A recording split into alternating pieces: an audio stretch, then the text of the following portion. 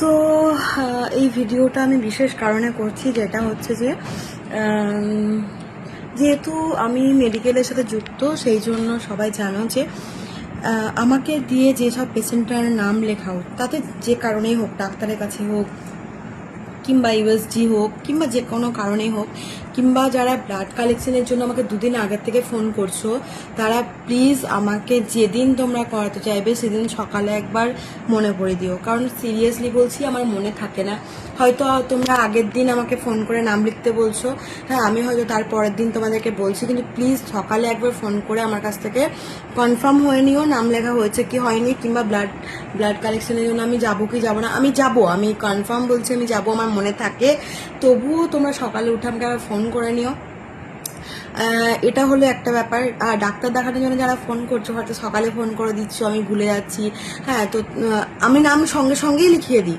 আমি ইউএসজি হোক কিংবা ডাক্তারের জন্যই হোক, আমি সঙ্গে সঙ্গে নামটা লিখিয়ে দিই। কিন্তু সেই পেশেন্টকে হয়তো আমার জানানো হয় না, সেই পেশেন্টকে হয়তো জানাতে আমার দেরি হয়ে যায়। কিন্তু তোমরা প্লিজ তার পরবর্তীকালে একবার ফোন করে আমার কাছ থেকে জেনে নিও যে নাম লেখানো হয়েছে কি হয়নি।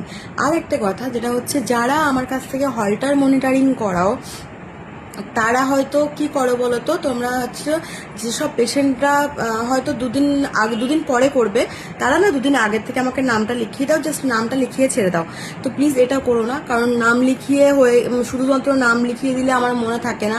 কারণ আমার একটা ডেট ওয়াইজ পেশেন্টকে ডেট দেওয়া থাকে, ঠিক আছে? তো তোমরা, আমার একটা খাতা আছে যেটাতে আমি ডেট ওয়াইজ এক একটা পেশেন্টের ডেট দিয়ে নাম লিখে, আর মানে যারা অ্যাডভান্স করে তাদের নামগুলো আমি বুক করে রাখি। তো তোমরা যখন হলটার মনিটরিং করবে, ঠিক করবে, তো সেই ডেটে আমাকে মানে কিছুটা টাকা অ্যাডভান্স করে বুক করে রাখবে মেশিনটা। কারণটা অ্যাডভান্স করার কথাটা কেন বলছি, কারণ হচ্ছে যে কোনো পেশেন্ট হয়তো দুদিন আগে বলে দিল যে আমি যাব, আমি সেই ডেটটা বুক করে রাখলাম, বাট সেই ডেটে সেই পেশেন্টটা এলো না। তাহলে কি হলো, সেই ডেটটা আমি তার নামে বুক করে রাখলাম, তারপরে যদি কোনো এমার্জেন্সি পেশেন্ট আসে আমি সেই ডেটে দিতে পারি না। আমি বলি না, তারপরে আরেকটা আছে। কারণ আমি চাই না যে কোনো পেশেন্টের শরীরের এটা ব্যাপার, হেলথের ব্যাপার, তো আমার দিক থেকে কোনো গাফিলতি হোক এটাতে, ঠিক আছে? তো তার জন্য আমি দিই না, ঠিক আছে? এবার সেই পেশেন্টটা এলো না, কিন্তু মাঝখান থেকে কি হলো, এমার্জেন্সি পেশেন্টটা আমি ঢোকাতে পারলাম না। তার হয়তো সত্যিই দরকার, হ্যাঁ, সে করাতে পারলো না, কারণ আমি আগের পেশেন্টটাকে কথা দিয়ে দিয়েছি, কিন্তু সেই পেশেন্টটা আমাকে কনফার্ম করেনি। এই জন্য আমি অ্যাডভান্সের কথাটা বলছি, যে অ্যাডভান্স করে বুক করে রাখলে আমি কি জানবো পেশেন্টটা কনফার্ম আসবে, ঠিক আছে? তাহলে আমি তার পরের দিন হয়তো ইমার্জেন্সি পেশেন্টটাকে ডেট দিলাম, কিংবা আমি বলে দিলাম খুব যদি ইমার্জেন্সি থাকে তাহলে অন্য কোথা থেকে করিয়ে নিতে, সেটা ঠিক আছে? তো এটা খারাপভাবে কেউ নিও না অ্যাডভান্সের কথাটা, কারণ আমি বলছি তার কারণ আছে। কারণ হচ্ছে আমি চাই না যে কোনো এমার্জেন্সি পেশেন্ট এটার থেকে তার হেলথের ব্যাপার থাকে যে খারাপ হোক, কিংবা সে হলটারটা না পাক। হ্যাঁ, সবারই ইমার্জেন্সি থাকে, হলটার মনিটরিং কেউ শুধু শুধু করায় না। তো হলটার মনিটরিংটা কি, এবার যারা জানো না তারা হয়তো জিজ্ঞেস করেছে তারা হলটার মনিটরিংটা কি।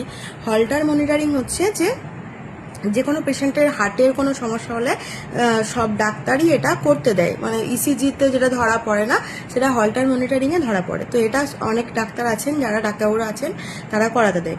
তো যাদের খুবই দরকার, সিরিয়াসলি বলছি, তারা আমাকে প্লিজ অ্যাডভান্স করে বুক করে রেখে দিও, যাতে আমি মেশিনটা বুক করে রাখতে পারি, ঠিক আছে? আর ডেট যাতে খিলাপ না হয়, আমার কথা যাতে খিলাপ না হয়, কিংবা এমার্জেন্সি পেশেন্টটা যাতে ঠিকঠাক টাইমে পায়, সেই জন্য বলা।